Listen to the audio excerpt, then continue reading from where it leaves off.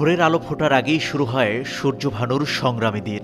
৩ দশকেরও বেশি সময় ধরে পটুয়াখালীর আগুনমুখা নদীতে মাছ ধরছেন তিনি। কখনো অন্যের নৌকায়, আবার কখনো বা নিজের নৌকায় দিনরাত পরিশ্রম। কিন্তু বছরের পর বছর শ্রম দিয়েও মেলেনি তার শ্রমের মর্যাদা। এই নারী জেলে এখনও পাননি কোনো সরকারি স্বীকৃতি। তার চারপাশের পুরুষ সহকর্মীরা পেয়েছেন জেলে নিবন্ধন কার্ড, পান প্রণোদনা, ভিজিএফ সহ বিভিন্ন সুযোগ সুবিধা। কিন্তু নারী হওয়ার অপরাধে সেই সুযোগ জোটেনি তার কপালে। আমরা 40 বছর ধরে আমরা নৌকায় থাই, আমরা জাল জাল বাই মাছ পোনা ধরি, আমরা কোনো জালিয়া কাঠ পাইতে আসি না। সূর্য ভানুর মতো এমন হাজার হাজার নারী জেলে রয়েছেন পটুয়াখালী, ভোলা, বরগুনা সহ সমগ্র উপকূল জুড়ে। তাদের দেখে বেদে সম্প্রদায় মনে হলেও বাস্তবে তারা কেউ বেদে নয়। সবাই পেশায় জেলে। কেউ সরাসরি মাছ ধরেন, কেউ কাটাছাট করেন, আবার কেউ শুটকি তৈরি কিংবা নদীতে পোনা সংগ্রহ করেন। কিন্তু নারী পরিচয়ের কারণেই আজও মৎস্যজীবী হিসেবে স্বীকৃতি পাননি। ফলে সরকারি সব সুযোগ সুবিধা থেকেও বঞ্চিত।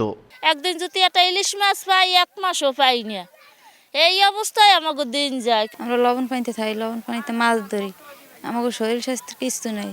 এত পরিশ্রম করি, তবে আমরা যেন জালিয়া কাঠের চাউল পাই না। পুরুষও 5টা কাম করলে আমরাও 5টা কাম করি, ওরকমই এক সমানে কাম করেছে, তবুও জালিয়া কাঠ পাইতে আসি না। গবেষকরা বলছেন পুরুষ সহকর্মীদের চেয়েও বেশি ঝুঁকি নিয়ে কাজ করেন নারী জেলেরা। তাদের 93% নানা স্বাস্থ্য জটিলতায় ভোগেন। উপকূলের লবণাক্ত পানি এবং দীর্ঘ সময়ে কাজের চাপ সব মিলিয়ে শারীরিক ও সামাজিকভাবে পিছিয়ে পড়েছেন তারা। তাই সময় এসেছে পরিশ্রমী এই নারীদের স্বীকৃতি দেওয়ার। তাদের যে স্বীকৃতিটা, এই স্বীকৃতিটা শুধু বললেই হবে না, এটাকে কিন্তু তার মজুরিটাও কিন্তু ওইভাবে বাড়িয়ে দেওয়া বা পুরুষের সমান করা, এই একটা জিনিস যেমন জরুরি। এর পাশাপাশি আমাদের যে নারী জেলেরা রয়েছে, এই নারী জেলেদের কিন্তু ওইভাবে আইডি কার্ড বা ওইভাবে আমরা কিন্তু ওইভাবে দেখি না। তো সার্বিকভাবে নারীরা কিভাবে সামনের দিকে এগিয়ে আসতে পারে এবং নারীদের কাজের স্বীকৃতি কিভাবে দেওয়া যায়, এটা নিয়ে আসলে আমাদের কাজ করা দরকার। মৎস্য অধিদপ্তরের তথ্য অনুযায়ী দেশে নিবন্ধিত জেলের সংখ্যা প্রায় 17,64,000। কিন্তু নারীদের জন্য নেই আলাদা কোনো পরিসংখ্যান।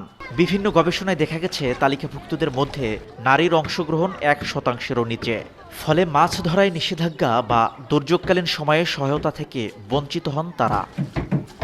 তবে মৎস্য বিভাগ জানিয়েছে, সাম্প্রতিক সময়ে মৎস্য ও প্রাণী সম্পদ উপদেষ্টার প্রতিশ্রুতির পর নারীদের নিবন্ধন তালিকায় অগ্রাধিকার দেওয়ার নির্দেশনা এসেছে মন্ত্রণালয় থেকে। এই মান্তা সম্প্রদায়কে বা ভাসমান জেলে বা নারী শ্রমিক, তাদেরকে আমাদের মৎস্যজীবীদের মূল ধারায় নিয়ে আসব এবং যথাযথ প্রক্রিয়ায় আমাদের মৎস্য অধিদপ্তর বা বাংলাদেশ সরকারের নিকট থেকে যে ভিজিএফ সহায়তা বা রাষ্ট্রীয় যে কোনো সহায়তা তাদের পূর্ণতা যেন আমরা দিতে পারি, সেই হিসেবে আমরা মৎস্য অধিদপ্তর কাজ করছি।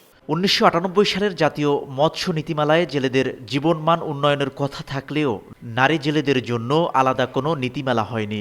2019 সালের নতুন নিবন্ধন নির্দেশিকাও মূলত পুরুষদের ঘিরেই তৈরি। তাই বাস্তবতার বাইরে রয়ে গেছেন নারী জেলেরা।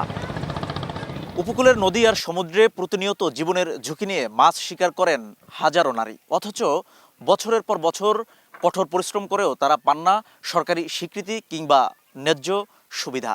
আজকের এই মে দিবসে তাদের এই বঞ্চনার গল্প শ্রমিক অধিকার প্রতিষ্ঠার দাবিতে আমাদের নতুন করে ভাবিয়ে তোলে। শিকদার জাবির হোসেন, সময় সংবাদ, পটুয়াখালী।